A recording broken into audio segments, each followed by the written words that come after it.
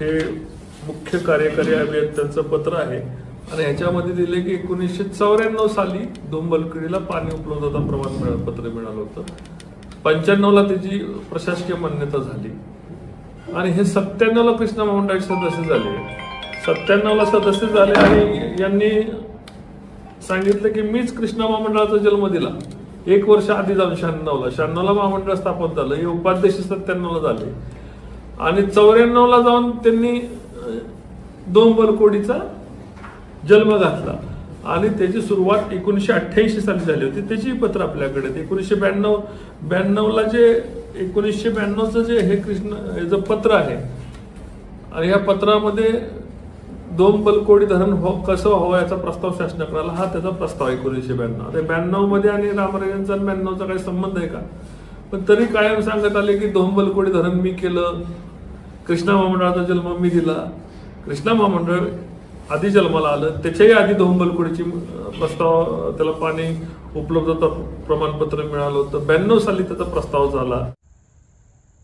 हे अशा प्रकारचं भाष्य करणारा हा एकमेव माजी खासदार असावा.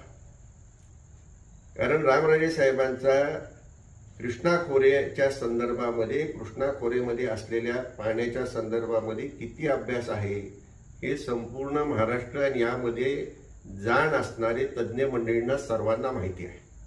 आणि त्यांनी गेल्या अनेक वर्षामध्ये म्हणजे त्यांच्या राजकीय आयुष्यामध्ये जवळपास 30 ते 32 वर्ष मला वाटतं महाराष्ट्र कृष्णा खोरे विकास महामंडळाच्या स्थापनेपासून आज तगायत त्यांचा तोच अभ्यास सातत्याने आपल्याला होत असताना आपल्याला दिसतोय.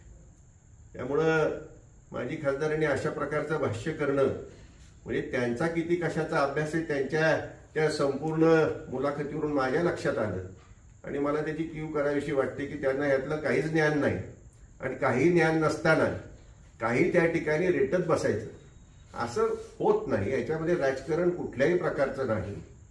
ज्या फलटण तालुक्यासाठी, ज्या खंडाळा तालुक्यासाठी त्यामध्ये माळशिरसचा सुद्धा भाग आहे, नीरा देवगर धरण झालं त्या लाभक्षेत्रामध्येच त्याचं पाणी मिळावं अशा प्रकारची रास्त मागणी त्या ठिकाणी आहे. ह्याच्यापेक्षा अधिक काही नाही आणि ह्याच्या मागे कुठल्याही प्रकारचं राजकारण नाही.